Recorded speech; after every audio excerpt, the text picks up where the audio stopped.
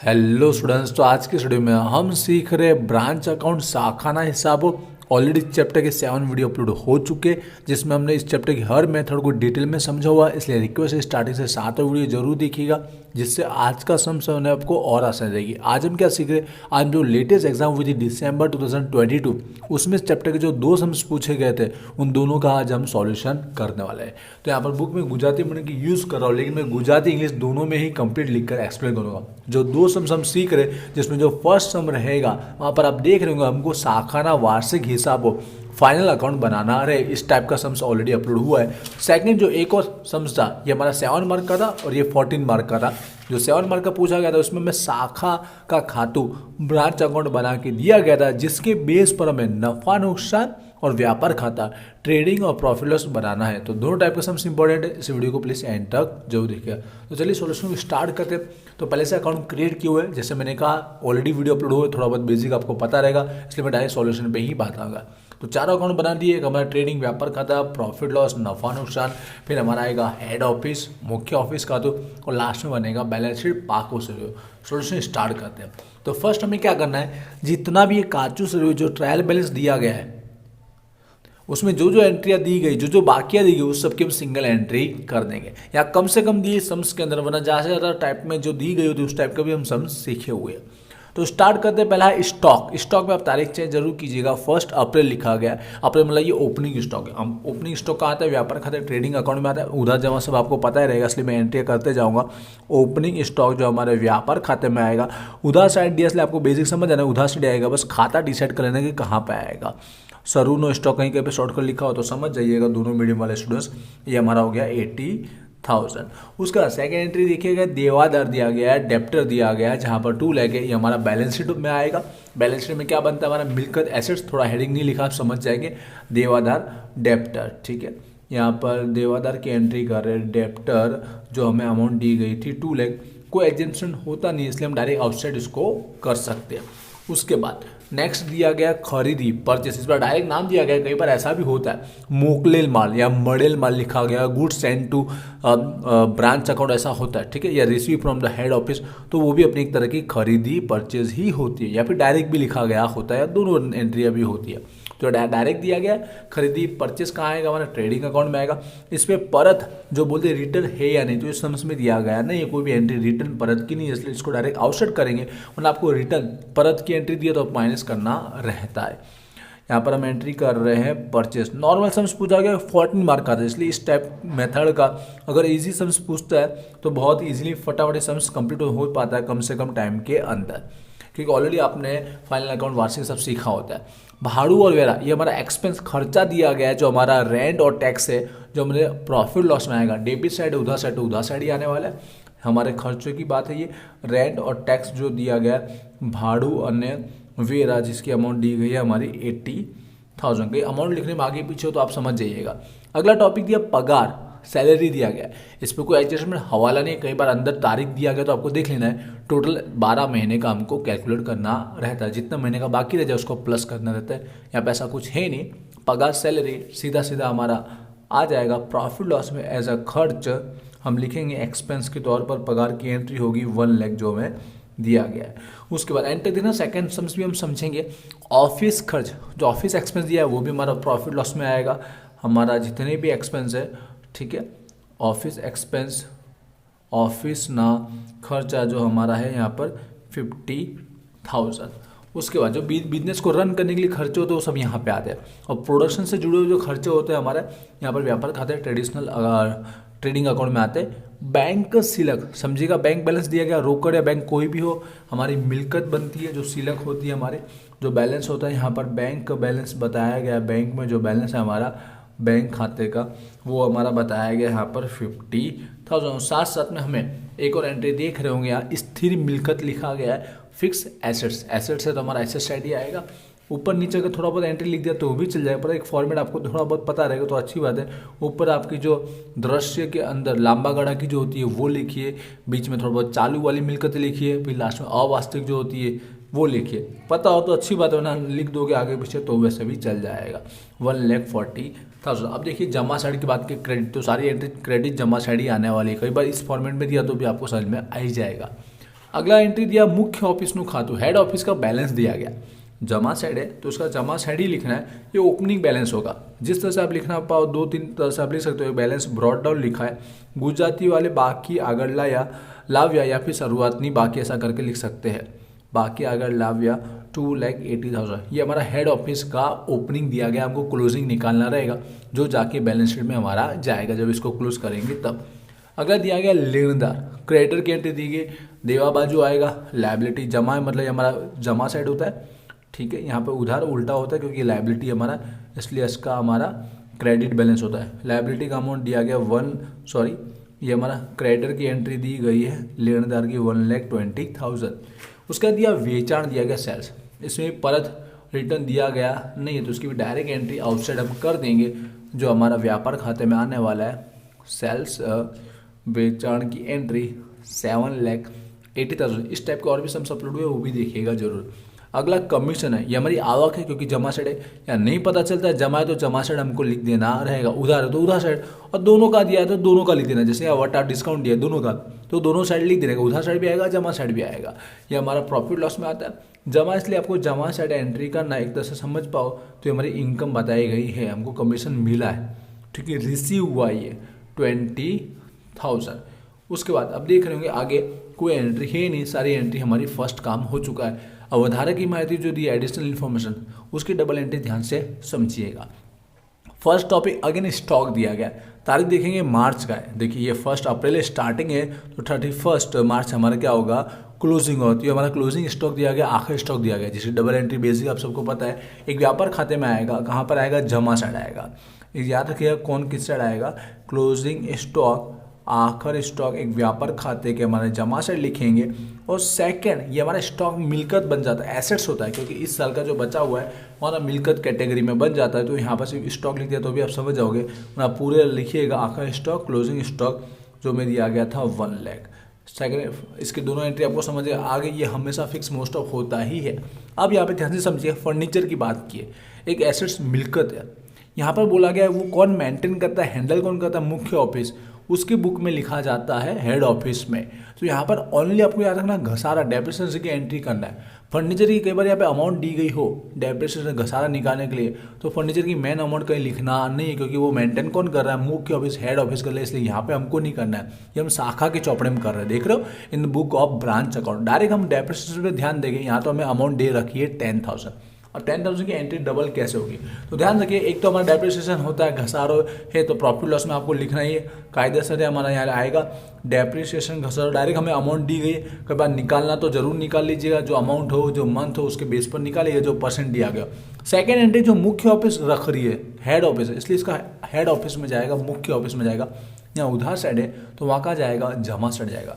या उधार साइड है तो हेड ऑफिस के अंदर क्योंकि ये मेंटेन करते हैं इससे उसके जमा साइड आपको लिख देना है जो 10,000 हमको घसारा डेप्रिसिएशन बताया गया था। I hope second entry clear हुए। बेसिक एंट्री जो नॉर्मल हर समझ में यही चारों चार आते हैं। अब 3 और 4 खास समझिएगा, इसमें से एक होगा एंट्री एक नहीं होगा। ये जो मुख्य ऑफिस ने हमको 60,000 का जो माल था जो गुड्स था ब्रांच को सेंड किया, मतलब हमको बोला कि हम ब्रांच में लिख रहे इसलिए हमको सेंड किया, लेकिन हमको कब मिला, हमको मिला या नहीं मिला, हमारा एंडिंग है 31 मार्च 2022, तब तक हमको मिला नहीं है, रिसीव हुआ नहीं, इसलिए उसकी एंट्री करना नहीं है। कई बार होता है कि साल के पहले भेज दिया लेकिन हमको साल एंड होने तक मिला नहीं है या उसके बाद मिला, इसके बाद मिला, साल खत्म हो चुका तो हम उसकी एंट्री करना नहीं क्योंकि मुख्य ऑफिस ने सेंड किया। लेकिन हमारे तक जब तक साल के अंदर ना पहुंच जाए, हमारा साल एंड हो रहा है उस तारीख तक ना पहुंचे तो उसकी एंट्री करना नहीं है। तो इसको बोलते हैं मार्गस्थ, मार्गस्थ माल बोलते हैं जो रास्ते में है, इसके लिए मार्गस्थ माल बोला जाएगा। जो गुड्स से रेमिटेंस गुड्स तो उसकी एंट्री करना नहीं, और ऐसा हमेशा रहेगा जो माल गुड्स वाला रहेगा उसकी एंट्री आएगी ही नहीं क्योंकि हम तक वो पहुँचता ही नहीं है। क्योंकि मुख्य ऑफिस हेड ऑफिस जो भेजता है हमारा साल एंड होता है उसके बाद ही मिलता है, इसके लिए। और नंबर 4 पे फोकस कीजिएगा, इसकी एंट्री नहीं हुई क्यों नहीं हुई समझ गए होंगे। यहाँ पर हमने सेंड किया, शाखा ने सेंड किया और साल एंड होने से पहले 28 बताया गया, 31 एंडिंग है, 28 को सेंड कर दिया, हमने सेंड कर दिया। अब एंट्री हमको करनी ही है, अब भले उसको ईयर एंड होने के बाद मिले, ठीक है, या लेट मिले, हमको एंट्री करना है क्योंकि हमने ईयर एंडिंग का हम वार्षिक हिसाब बना रहे, फाइनल अकाउंट बनाया तो हमको तो एंट्री करनी पड़ेगी। आगे बताया 50,000 हमने कैश रोकड़, यहाँ पे कैश लिखा गया होगा, यहाँ पे माल गुड्स लिखा गया होगा, हमने सेंड किया, लेकिन मुख्य ऑफिस को 2 अप्रैल को मिला है, मतलब साल एंड होने के बाद मिला। फिर भी हम इसकी एंट्री करेंगे कि हमने तो साल के पहले भेज दिया था, इसकी एंट्री होगी। अब किस तरह से होगी, रोकड़ कैसे हमारे मिलकर होती है, आई होप क्लियर हो रहा होगा। वही नाम से लिखना है जैसे मैंने आपको माल का बताया था, ठीक है। मार्गस्थ रोकड़ लिखना है, मार्गस्थ रोकड़ हमारा रेमिटेंस जो कैश है वो, क्योंकि अभी साल एंड हो गया लेकिन उनको नहीं पहुंचा, इसलिए हम ये वर्ड यूज़ कर रहे हैं, हमने सेंड कर दिया इसके लिए। और यहाँ अमाउंट दी गई थी 50,000। सेकेंड एंट्री कहाँ करनी है, हमने किसको भेजा है, हेड ऑफिस को भेजा है, मुख्य ऑफिस को, तो उसके अकाउंट में करना। ये हमारा उधार बाकी होता है, डेबिट बैलेंस होता है, तो उसके जमा साइड आएगा, क्रेडिट साइड आएगा। ये हमारा वही एंट्री कर रहे हैं, रेमिटेंस कैश। और हमेशा याद रखिए कैश की एंट्री होगी और गुड्स की एंट्री नहीं होगी, ऐसा ही होगा 99 हर एक सम्स के अंदर। ये हमारा मार्गस रोकड़ की डबल एंट्री हो गई कंप्लीट। अब देखिए कौन सा टॉपिक बाकी है, तो सारे के सारे आप टॉपिक देख रहे हैं यहाँ पर हमने कवर कर लिया और सब हो चुका पूरा, अंदर कोई तारीख वाला है ही नहीं। इसको एंड कर दे, आप लोग को पता होगा एंड देखना। अभी एक और सम्स सीखेंगे, भले वीडियो लॉन्ग हो जाए, और ज़्यादा से ज़्यादा ऑलरेडी सम्स अपलोड हो चुके हैं, इसलिए हम एक एक वीडियो में 2-2 सम्स कोशिश कर रहे हैं कंप्लीट करें। तो हम टोटल मारते हैं व्यापार खाते का, तो यहाँ पर जमा साइड टोटल ज़्यादा है, यहाँ पर आएगा 8,80,000। अब माइनस करेंगे तो बीच का जो डिफरेंस हमको मिलेगा 3 लाख मिलेगा। अब ट्रेडिंग अकाउंट व्यापार खाते का जो इस साइड बचता है वो प्रॉफिट नफो होता है, यहाँ बचे तो लॉस होता है, खोट होता है।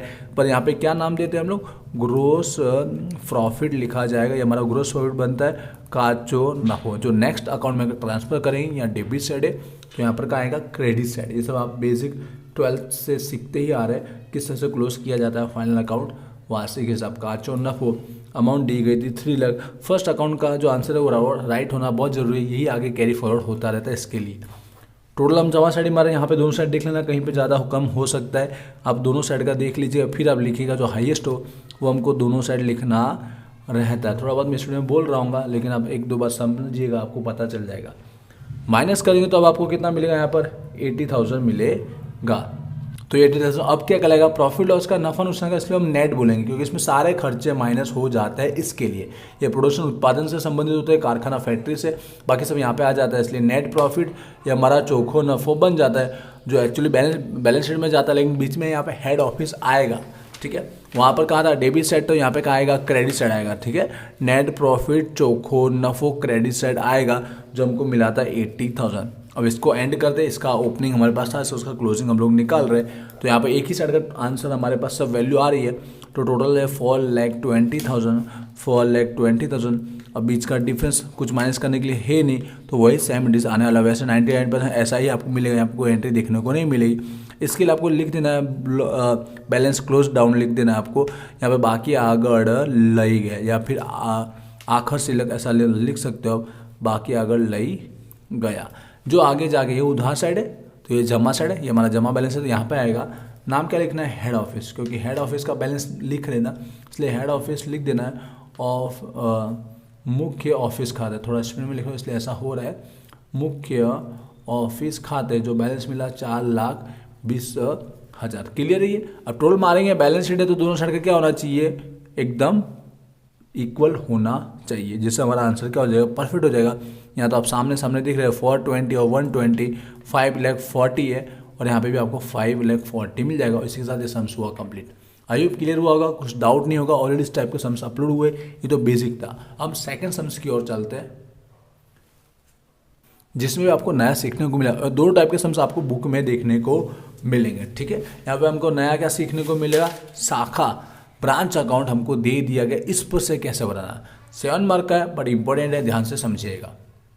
एक बार सम्स रीड कर देते, यहाँ पर हमको लिखा गया है शाखानु व्यापार, ठीक है, ट्रेडिंग अकाउंट और नफा नुकसान प्रॉफिट लॉस आपको बनाना है, और जो अकाउंट दिया गया वो शाखानु खातु ब्रांच अकाउंट हमको दे दिया गया है। तो चलिए सॉल्यूशन स्टार्ट करते हैं। तो यहाँ पर दोनों 2 अकाउंट मैंने क्रिएट कर दिए, हम सेकंड सम सीखने जा रहे हैं। अब ध्यान से देखिए कौन सी एंट्री कहाँ हो रही है, किस तरह से हो रही है।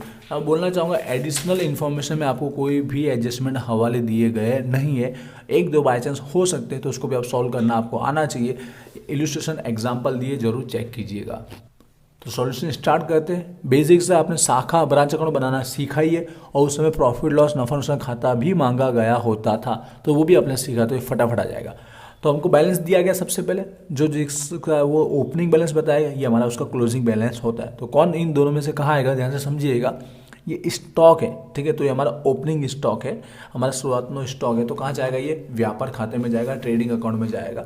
तो हम यहाँ पर राइट डाउन कर देते हैं, शुरुआत में स्टॉक जो हमें सम्स में बाकी अगर लाया में दिया गया था, ओपनिंग स्टॉक जो हमारा व्यापार खाते में आता, अमाउंट दिया गया 2 लाख। थोड़ा स्पीड में लिखूंगा, इससे राइटिंग आगे पीछे रहेगी। उसके बाद अब देखिएगा जो रोकड़ है ओपनिंग, ऐसे ओपनिंग नहीं आता है, क्लोजिंग आता है, लेकिन ये कहाँ जाता है, बैलेंस शीट पाकू से, इसलिए यहाँ लिखना नहीं है। पेटा रोकड़ पेटी कैश बताया गया, तो पेटी कैश का ओपनिंग क्लोजिंग दोनों की कहीं एंट्री होती नहीं है, तो यहाँ पर आपको करना नहीं है। उसके बाद फर्नीचर अपना रहा कहाँ पे आता है, ये आता है बैलेंस शीट में आता है पाकू से में, लेकिन ये दोनों बाकी पद से हमको बीच का डिफरेंस देखने मिले तो हमारा क्या बनता है, वो डेप्रिसिएशन घसारो बनता है। तो 30,000 स्टार्टिंग में फर्नीचर हमारा था, उसके बाद ये कितना हो गया, 25,000 हो गया है। तो इससे आप समझ में आ रहा होगा कि 5,000 का डिफरेंस मिल रहा है, 30 माइनस 25, तो आपको 5,000 जो गैप मिला वो हमारा क्या होगा, डेप्रिसिएशन घसार होगा। तो इसकी एंट्री यहीं कर लेते हैं, आपको समझ में आ गया होगा, इसलिए यहीं पे लिख देते हैं। कहाँ पे आएगा, प्रॉफिट लॉस में आने वाला है, जो हमने फाइंड आउट किया डेप्रिसिएशन घसारो। कैसे किया, ओपनिंग था 30,000, क्लोजिंग दिया गया था 25,000, तो बीच का डिफरेंस जो निकल गया है वो 5,000 का हमारा क्या हो गया, डेप्रिसिएशन बन जाएगा। क्लियर है, बेसिक जैसा समझो, उसमें कुछ होता नहीं है। आगे दिया गया हमको शाखा ने मोकलेल माल, ठीक है, जो गुड्स सेंड टू हमारा ब्रांच लिखा गया, तो इधर से हमारा क्या होता है, खरीदी होता है, परचेस जो व्यापार खाते में आता है।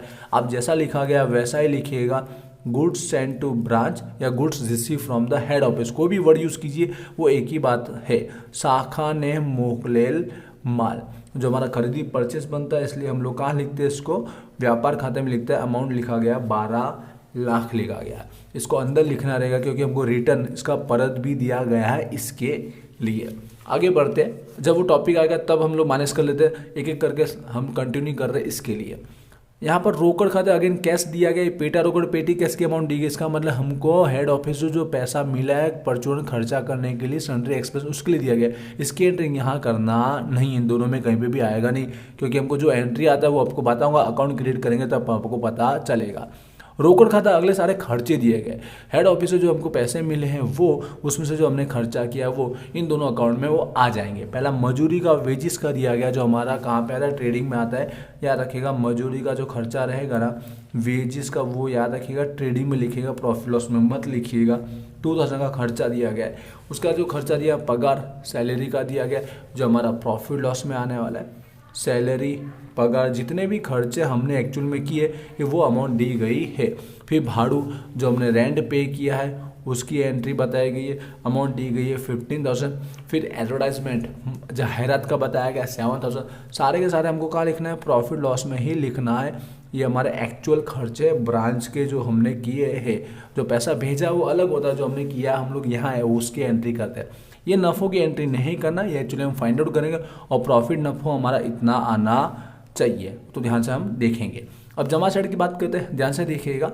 या शाखा ने परत कर माल है, हमने शाखा ब्रांच ने जो रिटर्न किया है वो 1 लाख, जो हम लोग क्या करेंगे, या हमको जो मिला है शाखा ने मोकलेल माल उसमें से माइनस करेंगे। एक तरह से हमारा क्या ये रिटर्न बन जाता है, परत बन जाता है। जो हमने कितना रिटर्न किया, 1 लाख रिटर्न किया था, तो 12 लाख में से 1 लाख माइनस किया, आउटसाइड आएगा 11 लाख। आई होप ये क्लियर हुआ होगा, सिंपल सी एंट्री थी।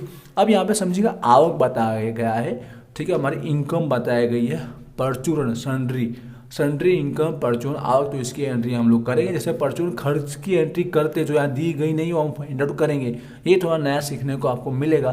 परचून आवक दिया गया, सन्ड्री इनकम, वहीं परचून खर्च यहाँ मिसिंग है, और क्योंकि यहाँ पे एंट्री परचून खर्च की होती नहीं इसलिए यहाँ पे दी ही नहीं गई होती, जो हमको निकालना पड़ता है। अब आवक की एंट्री डायरेक्ट कहाँ होगी, क्रेडिट साइड, जमा साइड होगी। आप नाम वही लिखिएगा जो हमारा है, परचून आवक, हमारी सन्ड्री इनकम, थोड़ा स्पीड में लिखूंगा, राइटिंग आगे पीछे रहेगी। आप टॉपिक समझिए कौन सी एंट्री कहाँ हो रही है और क्यों हो रही है। 8,000 के लिए समझ में आया। उसके बाद जो दिया गया वेचान सेल्स दिया गया है। अब यहाँ ध्यान से समझना, रोकड़ कैश बोला गया है, आपको टोटल सेल्स की एंट्री करनी होती है, ठीक है। टोटल सेल्स व्यापार खाते में करना रहता है, कुल वेचान की एंट्री करना रहता है। बट यहाँ पर ट्विस्ट क्या समझिएगा, यहाँ पर देवादार डेप्टर की कोई एंट्री दी नहीं गई। डेप्टर होता है इसका मतलब उधार बाकी कहीं ना कहीं होती है। क्रेडिट सेल हमने किया गया होता जो अकाउंट क्रिएट करते, देवादार डेप्टर का हम अकाउंट क्रिएट करते, लेकिन दिया नहीं, इसलिए हम समझेंगे कि पूरा का पूरा क्या होगा, सेल्स वेचाण हमारा रोकड़ कैश में ही हुआ है, इसलिए 15 लाख डायरेक्ट टोटल मान के आपको लिख देना है। देवादार डेप्टर दिया तो अकाउंट क्रिएट करके उधार निकालना है, क्रेडिट फिर दोनों को प्लस करके आउटसाइड करना है। आपको इल्यूस्ट्रेशन से बताऊंगा किस में से आपको सॉल्व करना है इस टाइप का सम्स। अगला दिया बाकी अगर लिया हमारा क्लोजिंग बैलेंस दिया, इसको भी देखना है इसमें से कोई एंट्री आएगी। पहले तो स्टॉक तो 100% आएगा, ये क्लोजिंग स्टॉक होता है जिसकी 2 एंट्री होती है। एक तो व्यापार खाते में नॉर्मली हम लोग करते हैं, ठीक है, व्यापार खाते ट्रेडिंग अकाउंट में हम लोग करते हैं, क्या लिखते हैं इसको, क्लोजिंग स्टॉक एंट्री लिखते हैं 1,52,000 हमारा आखिरी स्टॉक। दूसरा बैलेंस शीट में होता है, यहाँ हमको बनाना नहीं है, इसलिए इसकी एंट्री यहाँ पर आएगी। अगला जो दिया गया रोकड़ का बैलेंस बताया गया, कैश का जो हम लोग बैलेंस शीट में लिखते हैं इसलिए यहाँ नहीं होगी। पेटा रोकड़ इसकी भी एंट्री यहाँ नहीं करनी, फर्नीचर की एंट्री यहाँ पे नहीं करनी क्योंकि बैलेंस शीट में होता है। तो ओवरऑल सारी की सारी एंट्री हमने यहाँ पर कर दी। फिर भी एक एंट्री मिसिंग है क्योंकि यहाँ परचून आवक हमारे पास था और सबकी पेटी कैश की सब एंट्री हमको दी गई, तो पेटी कैश का अकाउंट हमको बनाना है। यहाँ पर बना के दिखा रहा हूँ, आई होप आपको समझ में आ जाएगा। रफली लिखूंगा तो भी आपको ध्यान में पड़ जाएगा, आप अच्छे से लिखिएगा। किसका अकाउंट किया हमने, ये पेटी कैश का अकाउंट क्रिएट किया।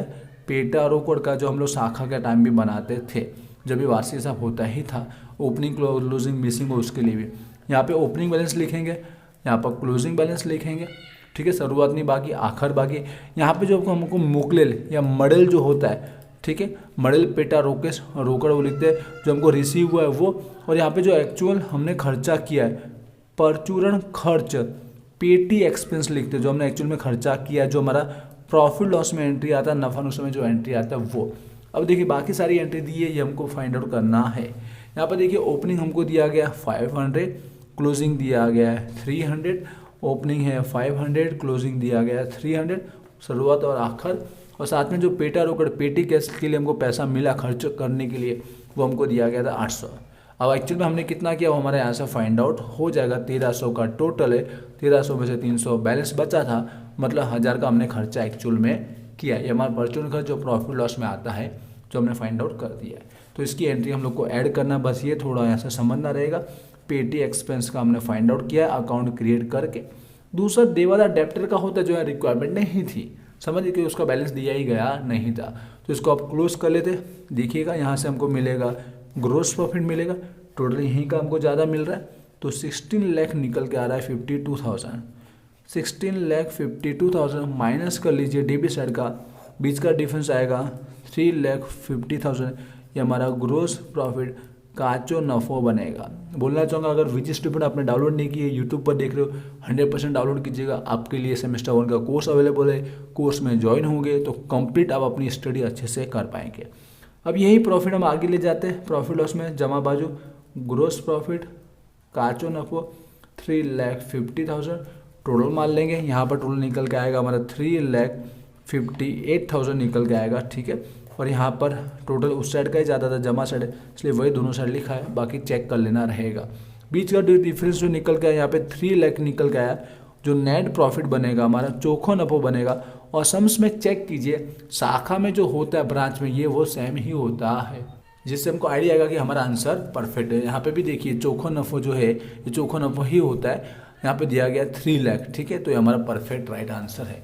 इसी तरह सम्स हुआ कंप्लीट। आपको बता दो सेम कौन सा है, यहाँ पर बुक के अंदर हमको सेम मिलेगा, इल्यूस्ट्रेशन उदाहरण नंबर 6 है, ये एक बार सॉल्व जरूर कर लीजिएगा। और बाकी फर्स्ट टाइप का जो सम चला है उसके से और सारे सम्स अपलोड किए हुए और हमारी बुक में भी बहुत सारे, तो वो भी जरूर देखिए। तो यहाँ पर हमारा सम्स हुआ कंप्लीट। आई होप आपको कंप्लीट समझ में आया होगा। कोई क्वेरी लगे तो कमेंट जरूर कीजिएगा। अगर यूट्यूब पर दिख रहा हो, जैसे मैंने कहा विजी स्टूडेंट एप्लीकेशन जरूर डाउनलोड कीजिएगा और इंस्टाग्राम पे भी फॉलो कीजिएगा। सारी न्यू अपडेट जो आती है रिलेटेड एग्जाम हो, टाइम टेबल हो, सारा वहाँ अपडेट किया जाता है। मिलते हैं नेक्स्ट वीडियो में। Wish you all the best. Thank you.